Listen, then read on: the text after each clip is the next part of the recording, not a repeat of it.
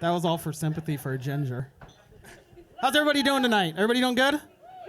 Cool. What's up? I'm Joey. How many people out there watch The Walking Dead? Right? Is that not the best show on television? Like, it premieres in like 3 days. Just, it's gonna be incredible. But when I watch that show, I think about maybe 15 years ago, 20 years ago, that show wouldn't have been as popular as it is now, due to the fact that it wasn't culturally accepted to be like a nerd back then. Like, you got made fun of and you got beat up a lot. And the only people that would watch the show would have been like Star Trek dads and AV techs and tabletop gamers, and it would have tanked and it would have done good. But because now being a nerd and a geek and stuff like that is the cool thing to do, generally, you know, shows like that survive and they do good, and we keep getting all these cool-ass Marvel movies. Now, don't get me wrong, I'm not bitter that the shit I got beat up for in high school is popular now or anything. But, you know, whatever, I'll take it. But I got picked on a lot in high school, and this is a true story. It was 7th grade, and I showed up to middle school, and I had my Dungeons & Dragons books, and my Dungeons & Dragons dice, and probably a Limp Bizkit shirt on, I'll be honest. I probably deserved everything that happened to me from this point on, let's be honest. But, so I showed up, and I used to have this kid that used to pick on me all the time. His name was Matt. Guy just beat the shit out of me all the time. He used to pick on me. And imagine, if you will, a white Mike Tyson, an angry ball sack, and Rocky Dennison from The Mask. And imagine if they all congealed into one, like, just, this guy hated me. I don't know why. So, anyways, I show up to school. I got my books and my dice in my hand. And it must have sent his nerd alarm through the fucking roof, because I could see him from the corner, like, nerd. And he comes trudging over like an albino swamp thing, like, and so he instantly smacks the D&D books out of my hand. My books go everywhere, and at this point I'm embarrassed, and I'm red, like redder than I am now. If you guys can tell, I'm a ginger, so being red is nothing new to gingers, but I was double red. It was disgusting. So he slaps the books fall to the ground. I'm embarrassed, but I'm still holding my dice. I'm so excited. I was like, yeah, fuck you, I still got my dice, bitch.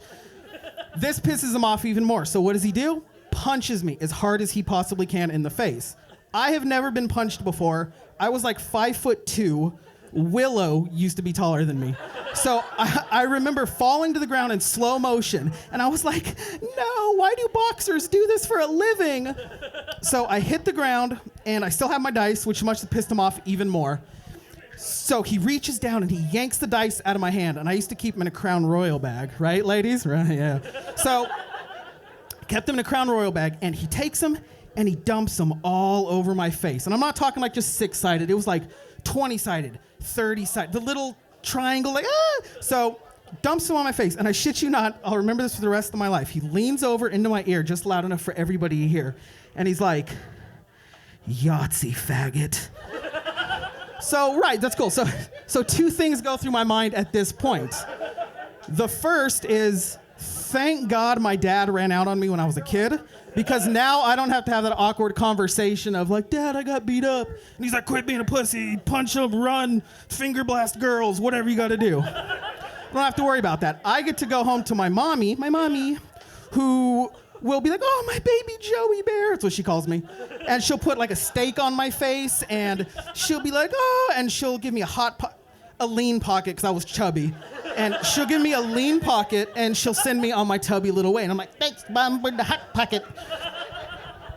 So, and the second thing that goes through my mind at this point is, God damn it, he just delivered the most badass one-liner anyone he could ever deliver. Like, you know, Yahtzee fact. Like, that's something you would see in a movie, like from the makers of Battleship come Yahtzee the movie. And there's like just brown cups coming from the sky, blowing up the world, and the only way we could save it is Bruce Willis is like shooting dice and make sure they're all 5s. And he's like, Yahtzee, faggot. Like, that's the only way that would possibly happen.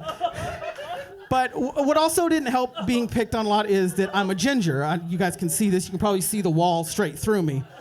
And anybody out there who's a redhead knows that being a ginger is terrible. We have big, weird teeth, and we're see-through, and we have freckles in weird places, and we're fire crotch, and we can't even look at ourselves when we shower. We're just like, ugh. Gross. But on top of all this, I also suffer from 2 ailments, one of which is called PMLE, and what that is that's polymorphic light eruption. What that is I'm allergic to the sun, technically. So not only if I go out, I can get sunburned, but when I peel, it's not like a sunburn. It's like a weird lizard scale, and I look like a lizard man from like one of those old Ray Harryhausen films. I'm like, hey. So on top of that, I also have what's called myocarditis, and it's an ailment of the heart. It's like not a disease, it's more like a virus of the heart. And what happens when this kicks in is I cannot have anything good. You have to work out, you can't have salt, you can't have ice cream, hot dogs, pickles, or garlic. Now, if any of this sounds familiar to anybody, it is the fact because I am living the life story of Count Dracula. Not only can I not go out into the sun without fear of being disintegrated on the spot, also, a steak will give me a heart attack. A steak to the heart will kill me. Thank you guys, I'm done. Bye.